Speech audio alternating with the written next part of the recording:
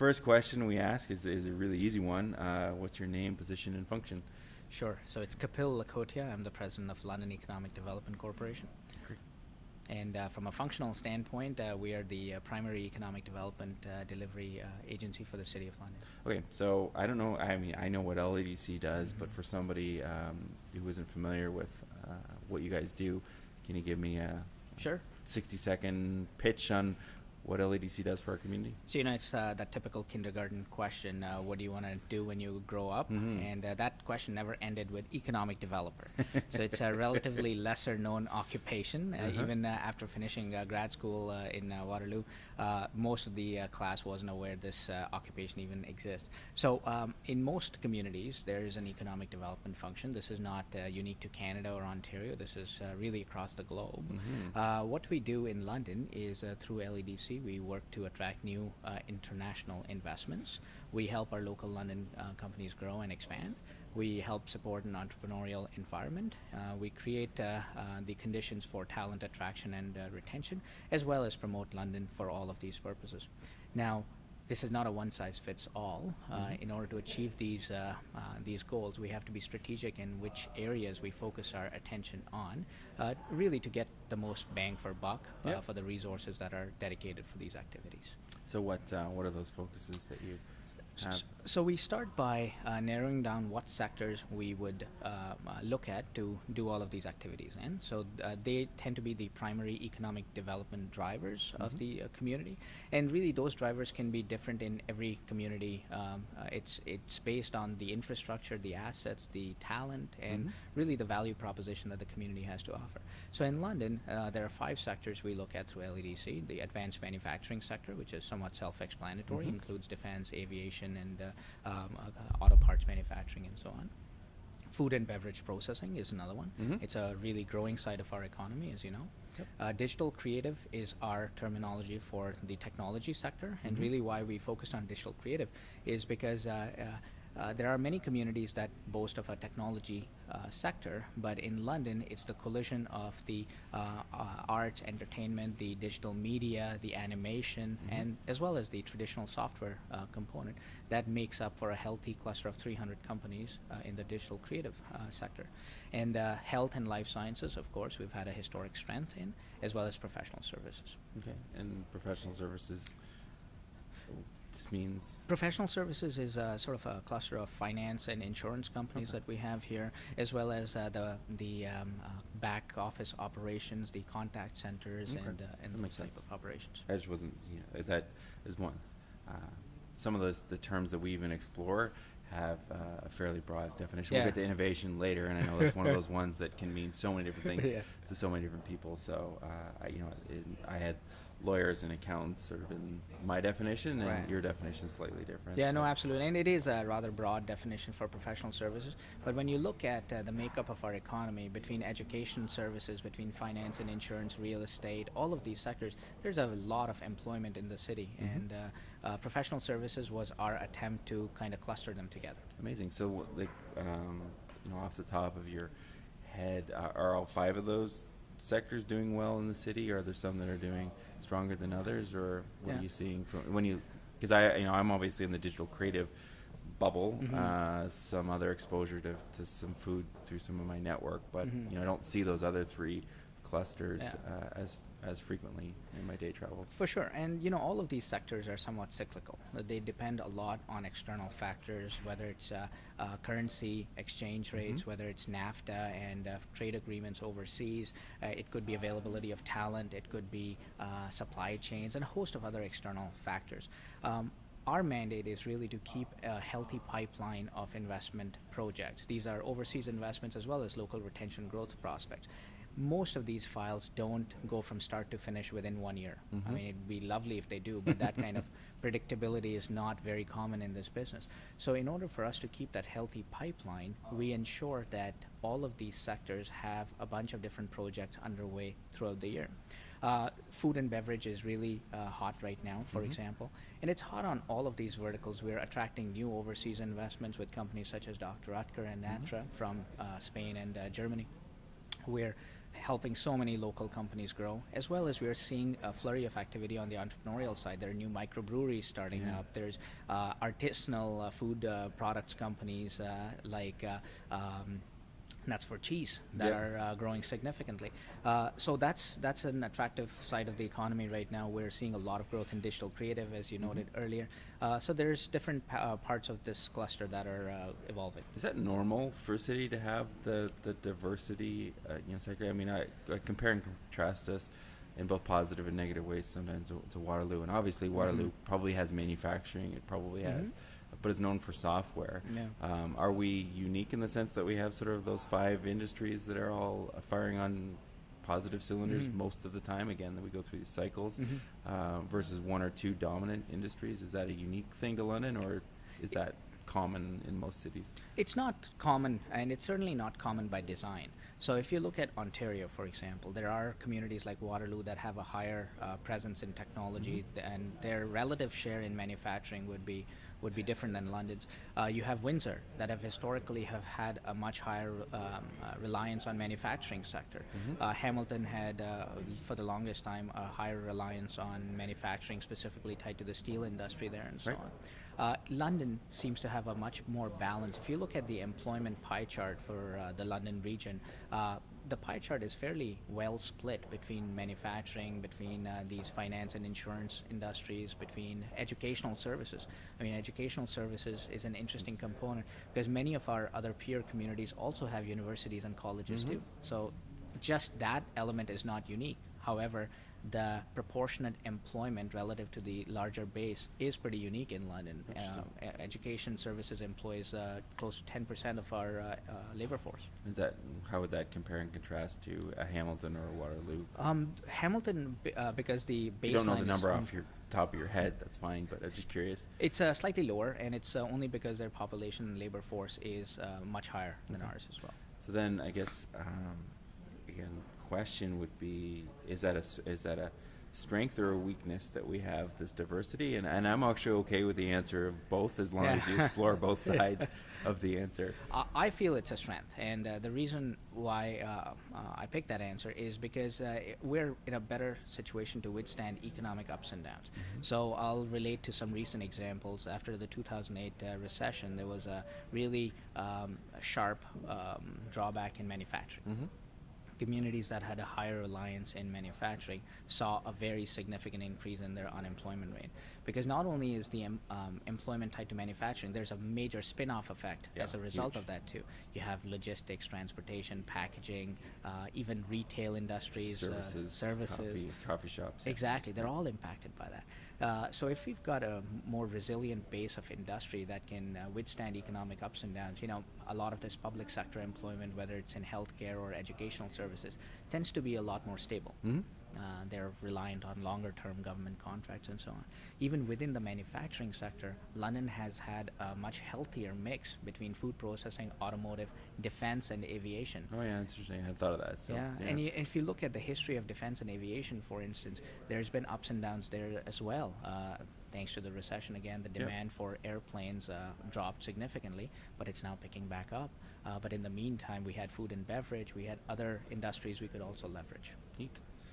It's something you don't think about, because sometimes I would say in the digital creative cluster, I don't want to speak for all of my peers, but I do think there's we look at Waterloo with some form of envy, because we have this perception that it's easier to recruit and retain talent if you're a technology company. I think we have other assets in the city, and that's what I'm trying to explore.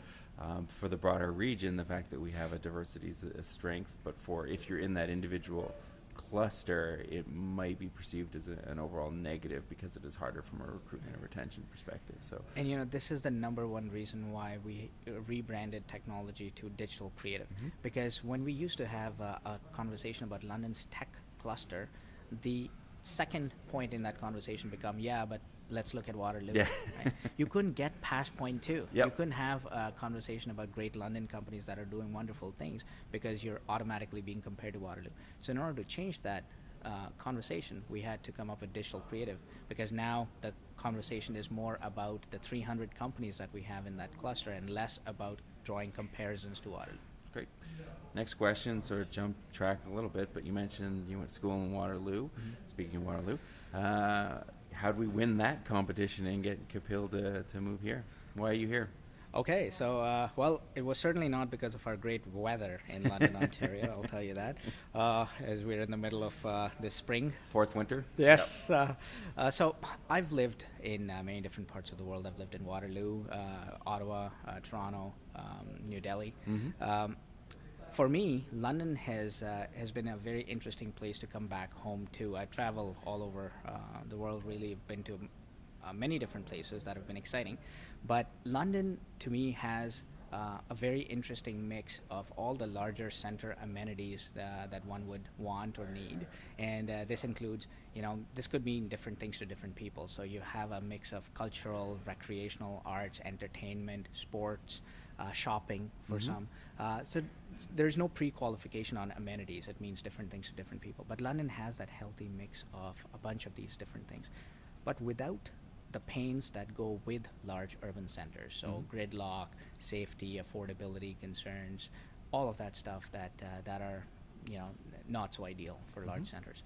So why do I live here is because of that combination. For me, it was the optimal work-life balance situation where you're getting best of the both scenarios. Awesome. Which kind of aligns, I think, with some of the messaging that the LEDC puts out. So you're speaking from the we like to engagement there. We like to practice what we preach. Exactly. What do you think this area does better than anyone else? Yeah, so I really had to dig deep for that question. This was a very good question.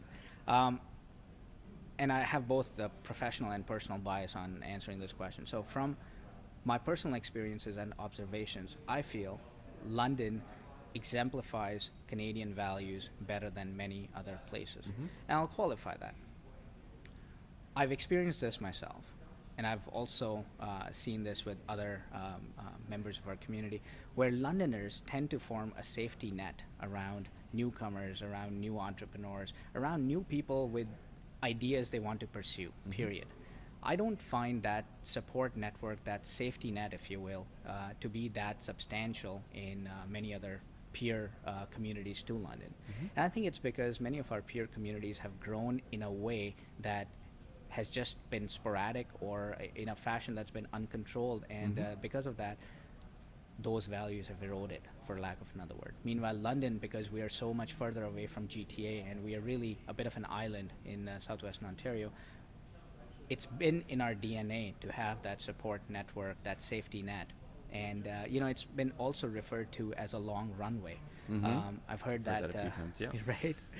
And that, from a business perspective, is an important thing to have in a community. If you have a longer runway, it allows for failure. It allows for, optimization again of your business while maintaining a lower cost base. So I feel that's something that London does better than most other places. It's I would say I've heard similar themes to that.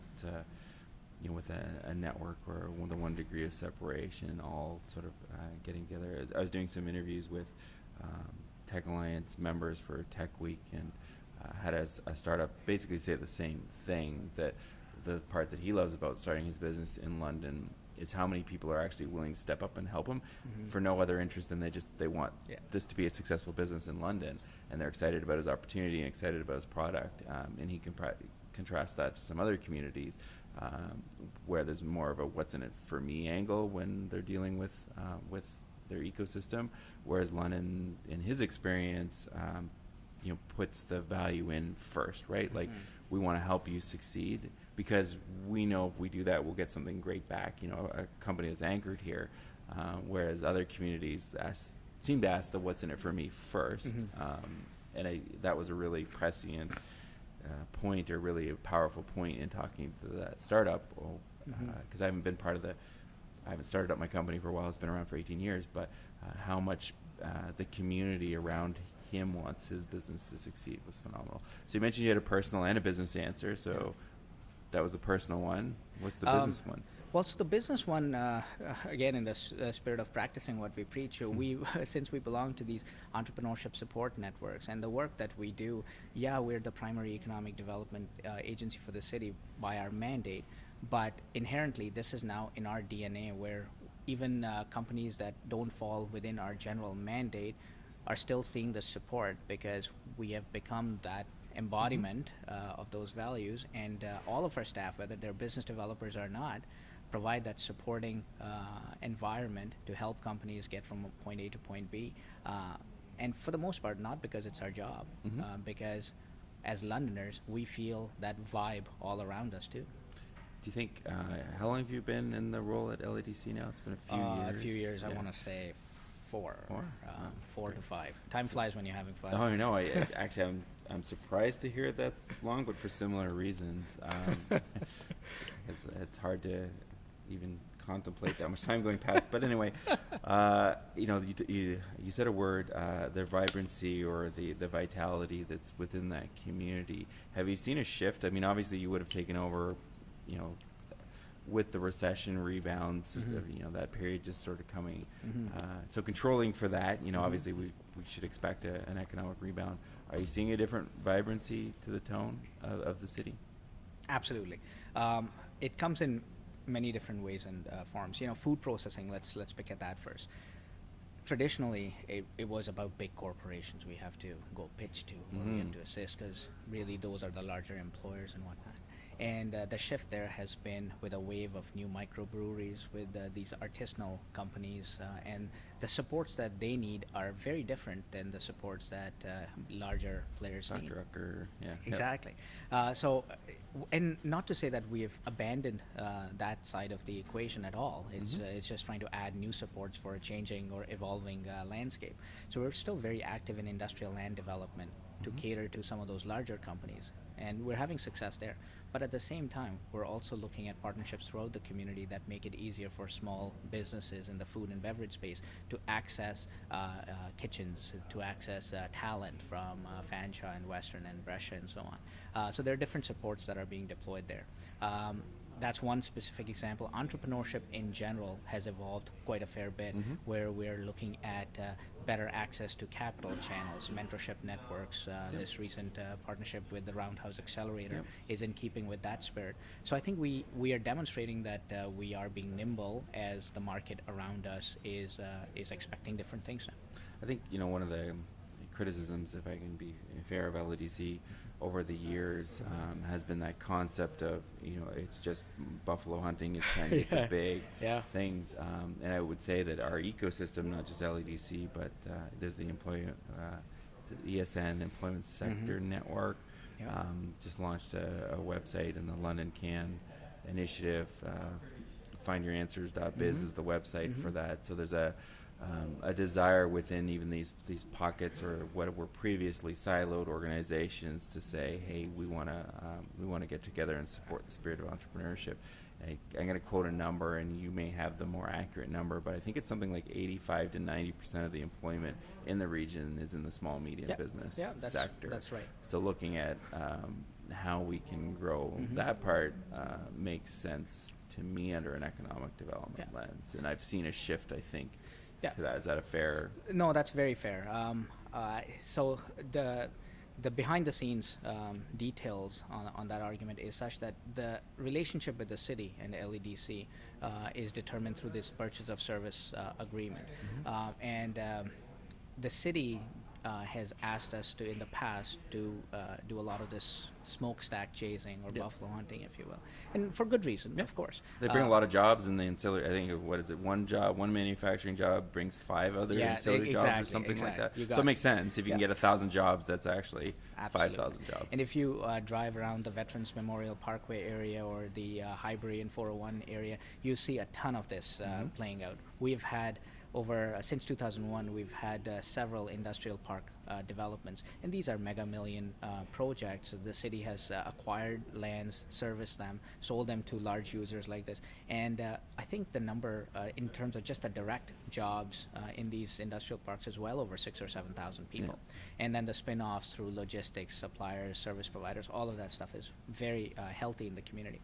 I think what's happened over the last little bit is, again, not a move away necessarily, but to enhance the grassroots activities with the entrepreneurship efforts that you described, as well as that small and medium-sized support. I mean, I'll give you a very specific example. LEDC was the first agency in really all of Canada, but certainly in Ontario, to have a workforce development focus. Mhm. It's still not very common for economic development officers to have workforce development. Now, what does that actually mean? It's evolved to the point now where we're offering assistance to small companies that may not have in-house HR expertise to be able to give them easy templated solutions to get them through a immediate hurdle or a hiring cycle, to equip them with better tools so they're able to retain and recruit appropriately. Is that a long-term solution? Probably not, but at least it gets us through the first hump. And I think in the long term, we have to look as a community to attract workforce from external markets, whether it's Toronto or overseas. Because for London to keep growing and for the businesses here to keep having access to the talent they need, we certainly need a large increase in our labor force. Right. So then, sort of the next question, what does innovation mean to you? Yeah, so... And I know actually we just had Adam on the interview previous, and he mentioned that you have a commentary about being a loaded word, so yeah, that's perfect. why it's Okay. a great, so Okay. that premise has been set, but Excellent. tell me what it means to Excellent. you. It's also good to be consistent, so I didn't say something different to Adam. So yeah, my opening line here would have been innovation, because of the buzzword that it's become. We almost need to innovate the definition of innovation, which Like is it. different than what I said to Adam. I like it. So innovation in a classic sense is improvising on an existing practice, product, idea, whatever the case might be.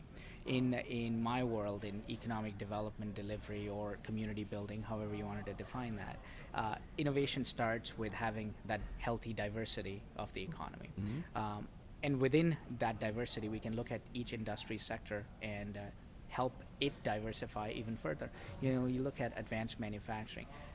20 years ago, it might have been automotive parts, because we are getting Chrysler suppliers and this, that, and the other stuff.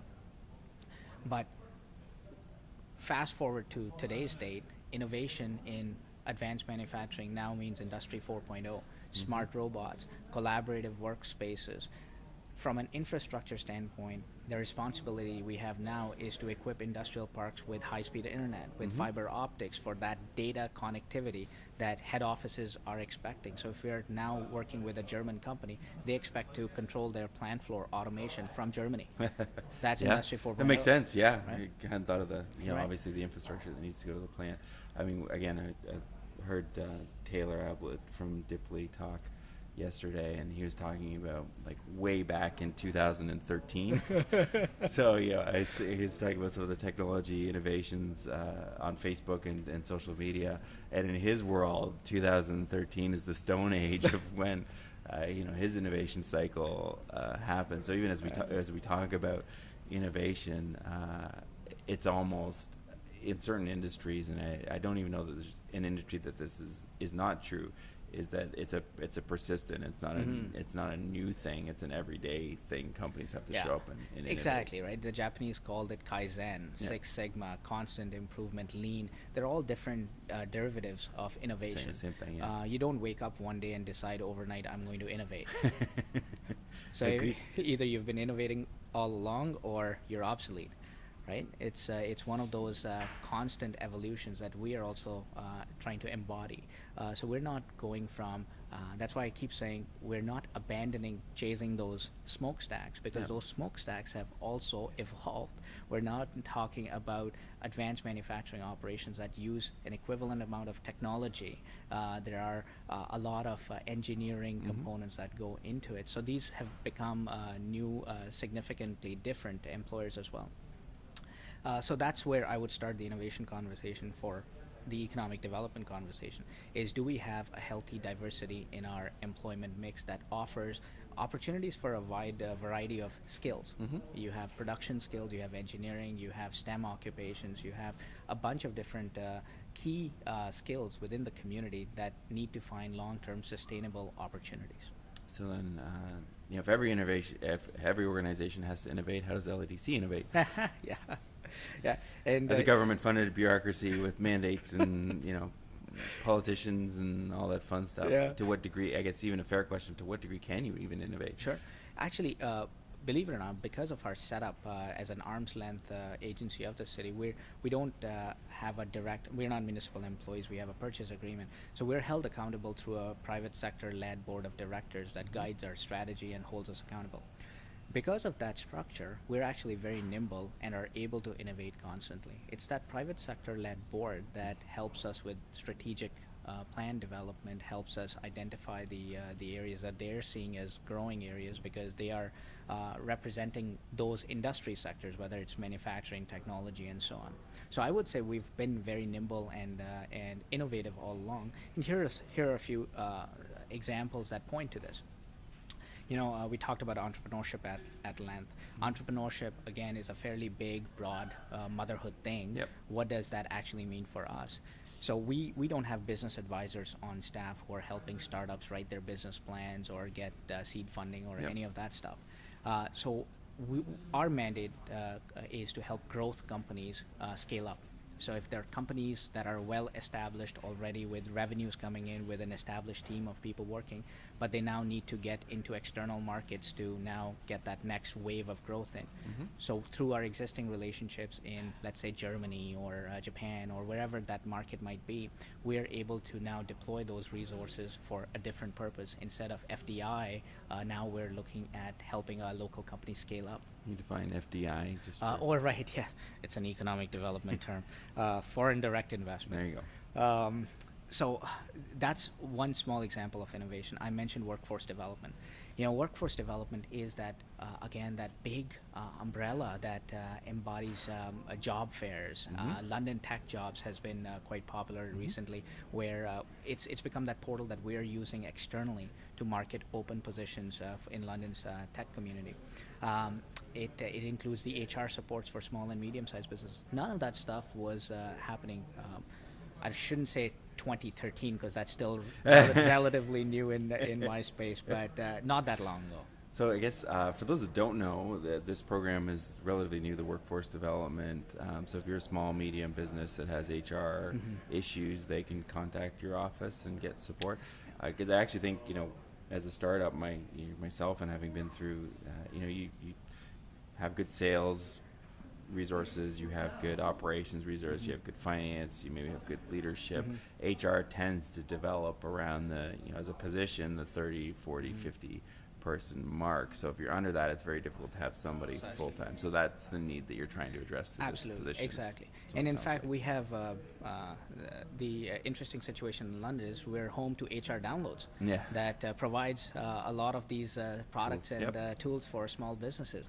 I think the next innovation, if you will, within this workforce development setup is more community oriented. As a group, if a bunch of our employers feel that we need to collectively recruit in external markets, then LEDC will lead the charge and create the conditions to have a London presence in major markets, whether it's Toronto for attracting technology workers, or a different market for Calgary maybe in the future. I'm just picking random examples. Yeah, no, I but, get what you're saying. But that could Establish be the a next wheel. beachhead for London companies rather than London companies Precisely, trying to do it on their own. So, next question. We've touched on this. Yeah. Am I not? Oh, I think you'll be okay, but we can also fix that because it's on its own track. But yeah. okay. Do you want me to move closer? Or? Yeah, I think you're all right. Okay. We'll see. Okay. Adam's a genius and he can fix. Yeah, I was gonna say, because I can't do this again. Because the other, you're doing great. I'll make an audio note to. I hit the boom mic as well, so Adam's gonna be mad at me for that. I talk with my hand. Oh, I just did it again. I talk with my hand and bang it all the time. Next question is, where do you see innovation in our city? I think from a community standpoint, we have to, even though we talk about collaboration, collaboration needs to go to a different level if London is going to. First of all, I guess let me back up a second. In order to be innovative, we have to set some goals, some thresholds for when will we know if we have become innovative, or when we have reached that mark as a community. Not for every agency, because every agency through their strategic plans and mandates will be able to tell you what their goals are. Yep. But I feel that big picture goal from a community standpoint needs to be better defined, I Mhm. guess. And I appreciate some of the efforts you are doing through this branding exercise. Also hopes to Yep. achieve the same purpose. I don't mean to replicate that message, but what I mean is very simply put: if we are the 11th largest city in all of Canada, do we want to be the 8th? Mhm. Do we want to be the 6th? Do we want to be the 10th? But Or the 20th. or the 20th. Either way, it's fine. I mean, from an economic development standpoint, It's maybe well- not. yeah. But we want to be niche and lifestyle. Maybe that is a collective choice. I don't think very many people would advocate for The that. 20th, yeah. But, I don't think many people want to move backwards in a competition. Exactly. But even having those conversations, what does it mean to be a city in Ontario and in Canada is not a dialogue that I think happens often. Exactly. So Exactly. when I started this process, I looked at a video of myself talking to city council 4.5 years ago, saying there's a passion in the city, there's a vibrancy, and we need somebody to just ignite that spark and lead the community forward. And then I don't think that's happened to the degree that I think the potential is there. But I'm still seeing the vibrancy pockets in our arts and culture and our technology, digital creative, I guess, to use your language. Those sectors are still very vibrant, but I feel like that energy is being channeled out. And I think if we can harness that energy, I don't know if we'll ever get pointed in all the same direction, Right. and I don't think any community has everyone fully in the same Yeah. direction. But if we can start channeling that energy towards a certain goal, I think For we have sure. a lot of really positive things going on in the city. That's the piece that's missing Yeah. for me. And there's to that effect, I feel it's too easy to dump the burden of creating that vision on city council. Yeah, agreed. It needs to be a broader community-wide buy-in.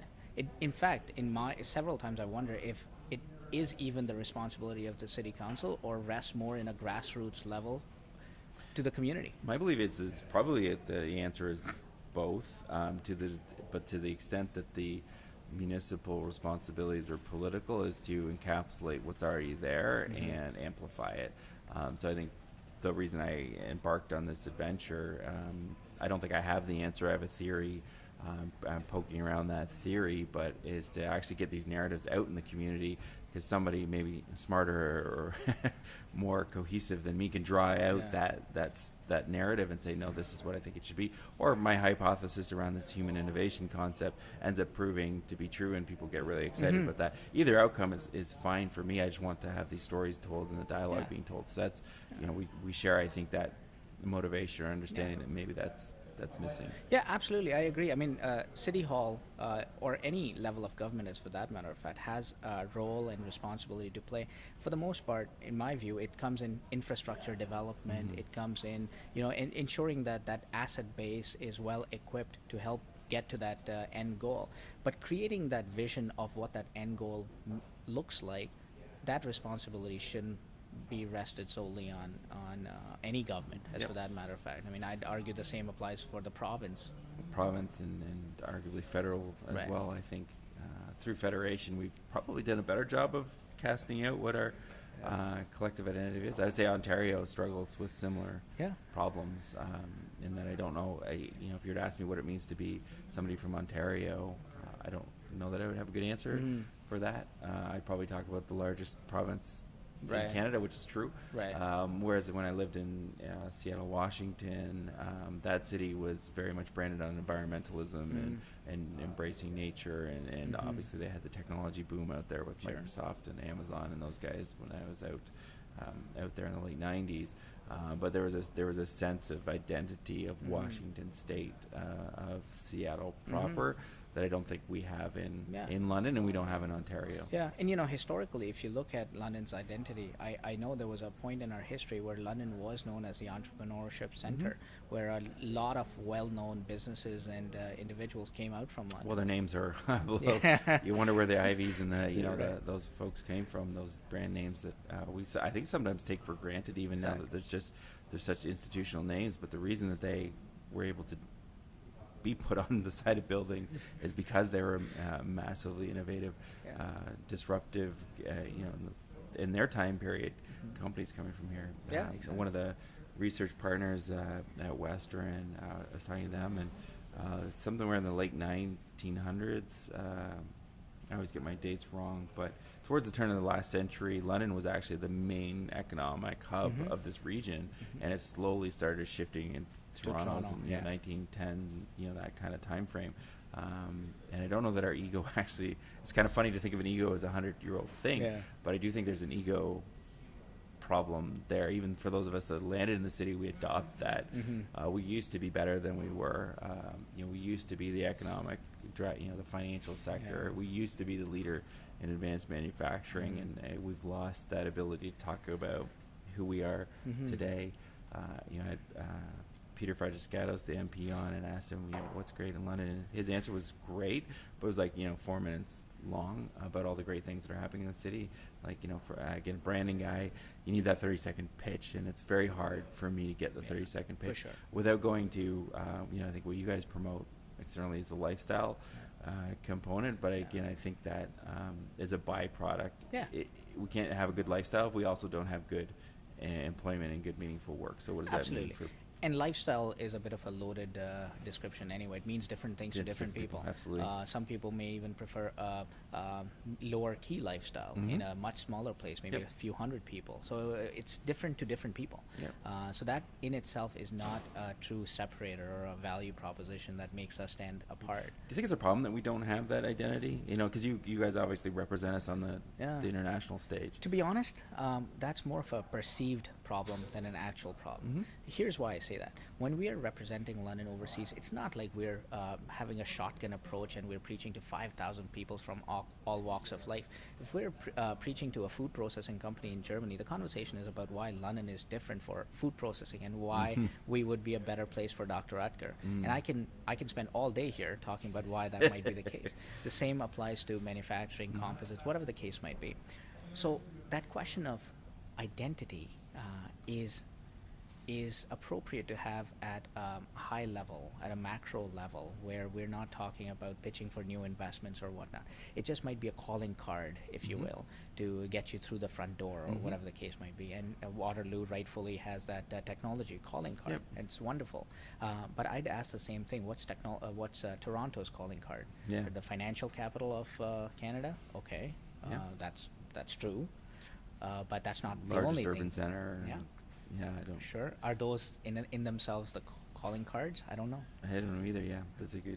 And I think I tend to compare and contrast us to the same size of cities. But yeah, I don't know. Toronto would. I mean, I would say their argument would be we're Toronto. We don't need an identity. We don't need an identity because Toronto is an identity, which would be probably fair. They are on the global stage, and I guess multiculturalism. When I think of Toronto, I think they're well represented on the international stage as a very multicultural, vibrant city. I don't want to do their branding work for them because we've got a big enough challenge here at home, but it's interesting. I think when I think of branding, to be honest, the one missing piece here is we don't have common collective themes that bind the community.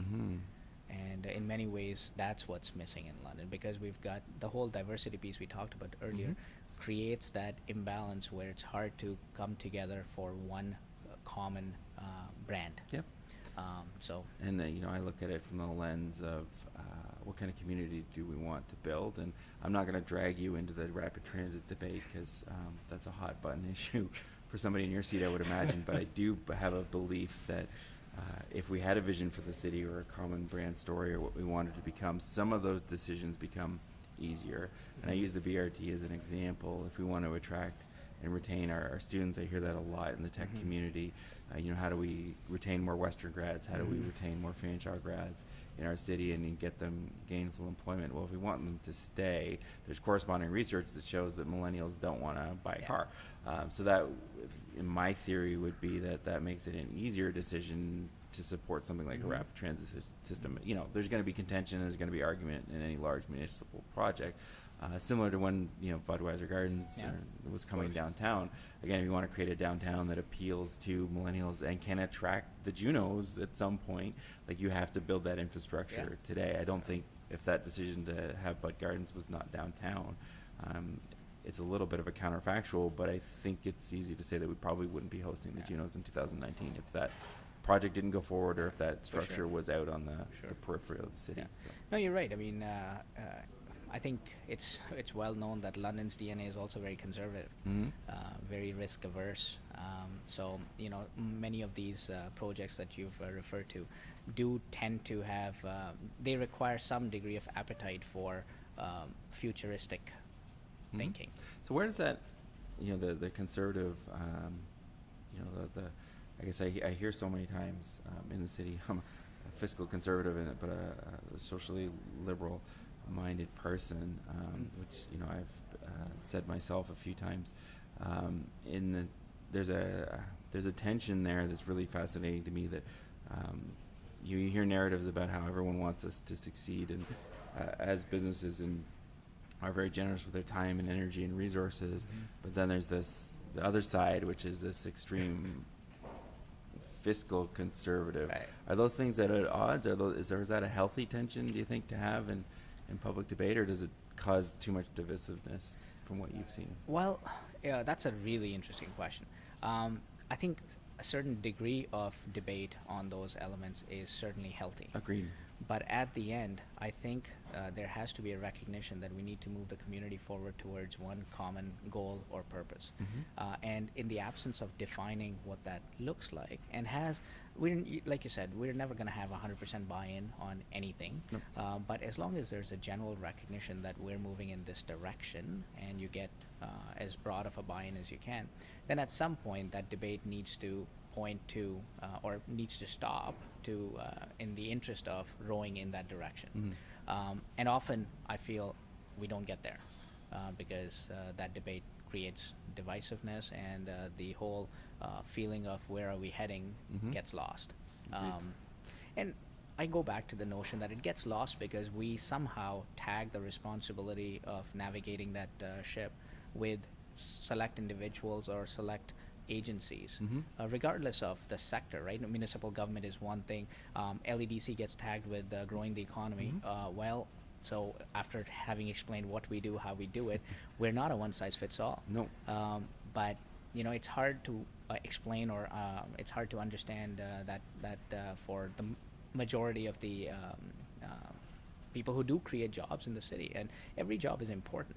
But from a focus standpoint, when we are saying we only focus on these areas, that means we're not focusing in some other areas. That, again, I'm not discounting the value or the importance, but from a resource deployment standpoint, we have to be careful. All that to say is we cannot be tagged with with wearing the entire economic hat for the region, broader than just the City of London. In similar way, I don't think it's appropriate to tag any set of agencies with navigating what the brand needs to be for the entire community. I would agree, and I think politicians that speak honestly address the fact that government can't create jobs without taxes. And most people who want more jobs in a community also don't want higher taxes. So we kind of automatically set up the responsibility and accountability maybe in the wrong way there. But what they can do is provide the infrastructure and the connections and that experience, so that when people land a business here, that they're Absolutely. able to interface and Exactly. things like Yeah. that. And I think that's something, if more broadly understood, we might be able to, again, help our agencies and help our community, because I think it's a Canadian thing, maybe, that we tend to have a bunch of problems and then just sort of try to flop it off on the government and say, here, fix this, and then That's right. we can just blame them when it doesn't work. Exactly. Because it's easier to blame a problem if you're not taking any accountability or have no interest in right. the solution. So Yeah. it's easy for me to sit in my chair as David Wilson, president, and or I guess I'm not president anymore, but CEO of rTraction, and say, boy, the recruitment and retention problem in the city, that's really, Kapil, you let me down. I couldn't find the developers when I wanted to hire them, or Tech Alliance, or wherever I want to put that blame. Right. But ultimately, this is probably, I started this project is recognizing I probably haven't done enough to tell the story of this great city, so that you guys have case studies, or you have examples, or even just the energy and confidence to step in a room and say, no, London's a great community. It's one thing, you know, you're paid to do that, but I think you show up in your role more authentically if you truly believe that there's a vibrant culture here, and you know that if you recruit a tech company, or you get somebody to relocate their job from Vancouver or Calgary or wherever it is, or New Delhi, to come here in London, that our brand matches that promise.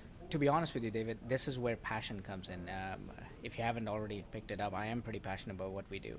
It's not just a job. When we're bringing in employers into the city, regardless of scale, they could be Dr. Rutgers or they could be a small entrepreneur. We're currently helping a small company move from Germany. It's just his family and him moving here.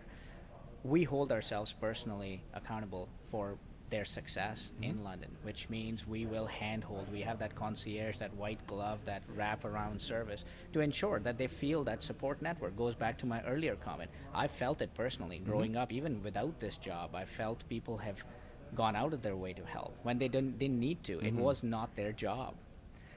But that's our DNA. And I think through this job, this is a perfect sort of a platform or tool to deploy that DNA.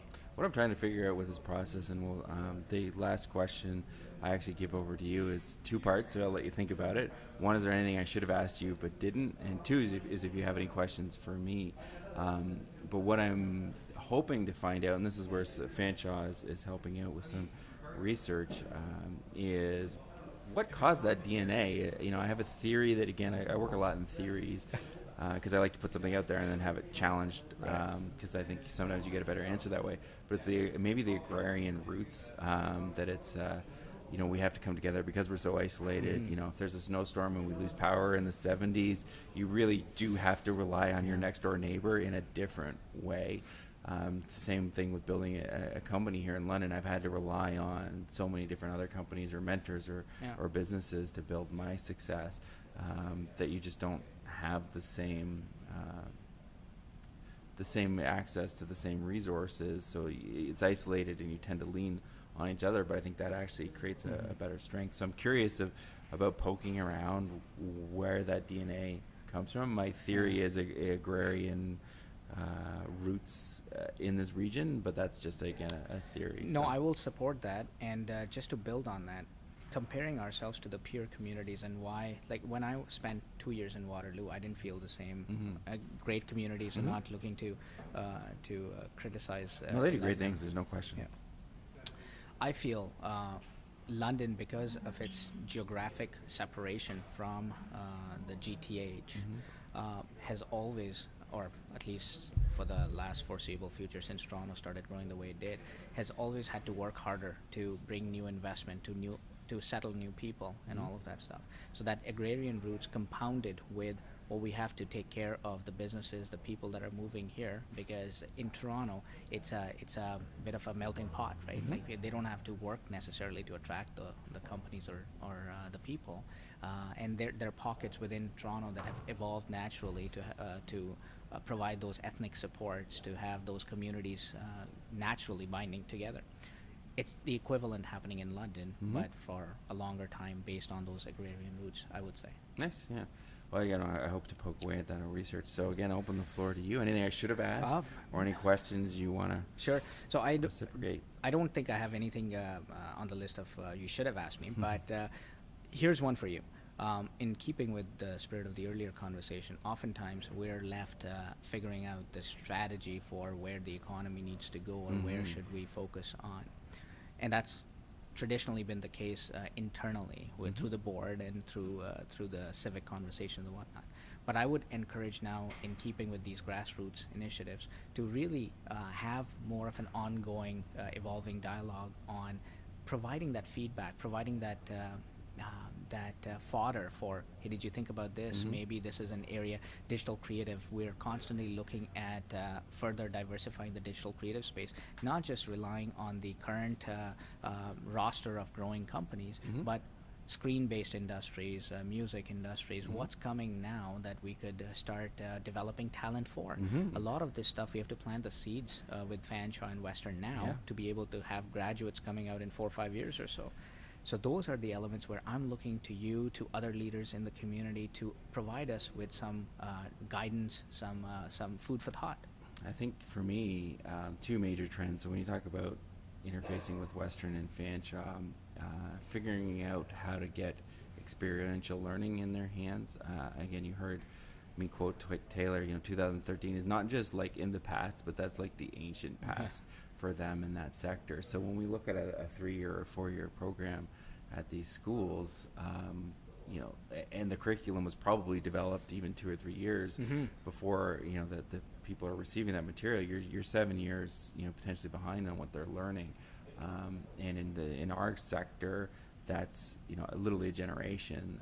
So how do you embed learning? Fanshawe's got a great co-op program. Western has the internships, but even bringing I think Fanshawe has a 5-year degree review process, and I've participated in that, and they're amazing at listening to industry and adapting their feedback. But it's almost by the time that loop has completed, it's out of date. So how do we help our educational institutions maybe embed or cross-train or some mechanism getting them more involved? The other thing is, again, my personal view, not representative corporate views or anything like that, is that with automation and AI coming, there's going to be significant unemployment as we traditionally define unemployment, and that machines or robots will be able to do a lot of the routine tasks. So I've looked at models, anywhere from 40 to 60% unemployment. When you look at logistics, when you look at self-driving cars and self-driving trucks, but then you actually start breaking down, that one job. So even if you lose 10% of your workforce is in logistics, that's that's where you get to 60%. Really, that one job disappearing cascades into 5, and there's only so much that the service industry can absorb in loss. For sure.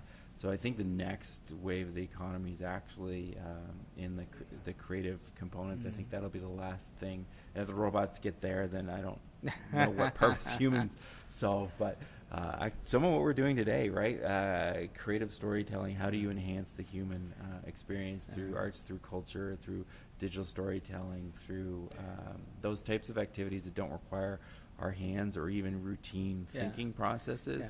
That next level of what we're really good at. We've just spent so much time in the factories and in the pushing buttons on a spreadsheet and making macros, which is all very important work to get us to where we are today. But I think if you look at the next generation of workforce, it's going to be using that human spirit, that creative spirit, that creative energy to solve different problems even than we can't even conceive what we'll be doing in 5 years.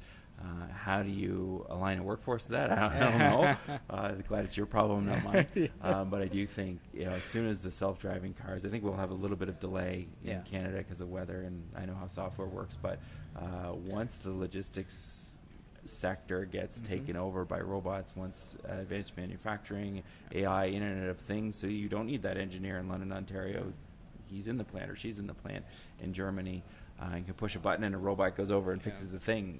What does that mean to those engineers that are here? It means that they get to use their brains in new and exciting ways. What's the potential for that new and exciting way to use human energy?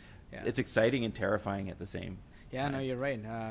Cybertron type scenarios are certainly scary to envision. But yesterday Tesla shut down the production of Model 3 because it was, in Elon Musk's own words, humans are underrated. They had created too many robots within that plant, and not enough humans to put it all together. So they couldn't produce the cars at the quality that was required. So certainly the human component isn't going away. I agree with you. I'll tell you this: we talk about Industry 4.0 and all of these enhancements in manufacturing. We've recovered from the recession in terms of manufacturing employment and so on, but not nearly at the same level as we've had in the past. So on a net new basis, we've had better times in manufacturing for employment. We're still attracting newer companies in manufacturing, but they're not hiring as many people as companies used to hire 20, 30 years ago. That's just a new baseline. That's the new reality. So I think the way we are, and I guess it speaks a little bit to the innovation as well, the way we are approaching newer companies now to set up shops here jive with the type of talent that's coming from the institutions here too. So this is the talent pool that's advanced as well to work in a more robotic environment with more technology preparation and things of that nature, right? So while it's going hand in glove at the moment. That significant curve is yet to come, where the factory floors will be to that level where humans are few and far between. Yeah, I think anytime you predict out in the future, you're always wrong. But I think the conversation comes up with BRT sometimes too, with self-driving cars, and I really think the flip will happen. I think it will happen later than people think, for the same reasons. I don't think we give enough credit to the superhuman brains that we have. So even the massive computers that can beat a human in chess can't beat us in backgammon yet. Now they're working on it, and maybe within a spare they'll be able to make those jumps. But okay, you're better at me than chess, Mr. Computer, but let's play backgammon. Right. And so we lose sight of humans are great at adapting, and that's obviously our greatest strength. So in a plant floor where you have an unmet need, a human can adapt, whereas a robot, you may have to develop software for 3 years to solve that problem. Exactly. But I do think that trend that you're seeing at that factory, for the same footprint that would employ 50 people, is now 30. Yeah. It's going to be 25. It's going to be 10. So I'm glad it's your challenge, not mine. But how do you prepare our workforce for a future? And for me, it's about creativity. It's about unlocking that potential. But we don't know what that's going to look like. If 60 or 70% of us are employed as playwrights, if that's sustainable either. I don't know. I think it'd be amazing, the content and material that we could produce, but I don't know how the economics of that work. But that's problem for another day. That's a problem. I guess I did have one more question that came up and I forgot to ask. We'll loop it back in. You mentioned your private sector board does your strategic planning process. How far does that board look out? Is it a 3-year plan? Is it a 5-year plan? Is it 10? How far are you looking out? And have you had to shift that lens because of how fast change happens? That's a great question. So the current plan was 3 years. Yeah. And we're now into a new planning cycle. So the board brings an interesting combination of the accountability piece is always there, of course, because it's our requirement of the purchase agreement with the city. But because they are senior leaders within their industry setups, we have essentially the same conversation from a board standpoint that looks out to talk about how the talent development programming needs to be, not just for immediate support, but where do we want to be as a community. We look at longer term trends from that standpoint. The focus areas, investment attraction from global markets, that smokestack chasing has significantly reduced to offset those resources in other areas like entrepreneurship and stuff like that, because that's the sentiment that was clear at the board discussions as well. So I would say the pragmatic discussions are long term. Long term would be 3 years. No. The 3 year is the sort of the tangible, the tactical plan. The pragmatic conversations are more about the visioning, the what do we want to be, and that's more like 5 to 7 years out. I would say it's hard to define that in timelines because it's that long-term thinking. Yeah, and I've seen models that look at 25 years, 10 years, 5 years, all considered long-term. I was just curious, when you guys are planning your cycle, how far out can you even look? Yeah, I would say from a planning standpoint, so we can build staff portfolios and everything, it's 3 to 4 years, and from a long-term visioning standpoint, it's 7 years or so. Yeah. Awesome. Give or take. Since Ashley's here, is there anything that we should have had Kapil cover that we maybe didn't talk about from your perspective? She's going to point out all 10 of my mistakes throughout this. No, we'll redo this. Awesome. Yeah. Great. No, this was a good chat. Yeah, really. I mean, I thank you first of all for the invitation, and it was a good opportunity to have that authentic conversation. There are no notes in front of me. This was just a chat, and great. Well, I think the other thing, conversation. There's I'm meeting with different aspects of different sectors, entrepreneurs, the government, politicians. The good news is there really is a strong common thread about being proud of the city and civic pride, and I think if we can, say like, these are the common things that hold our beliefs together as residents of the city. We're proud of the city. There's exciting things going on. we recognize, we may have some differences of opinion about things like BRT or where to put the JLC or whether or not we should. I'm sure there's people that hate the fact that we're hosting the Junos. I'm not a country music fan, so the Right. Country Music Awards were my cup of tea. I was happy for the city, but there's going to be those differences on the fringe, but the core is really, and across political spectrums, across beliefs, I'm finding that there is a core that people are really excited to be part of the city. So I'm thrilled that people like yourself will come and talk about what it means to be a Londoner. Yeah, no, thanks for having me, and look forward to continuing this dialogue. All right, Yeah, great. Thank you. Thanks, Bill. Thanks.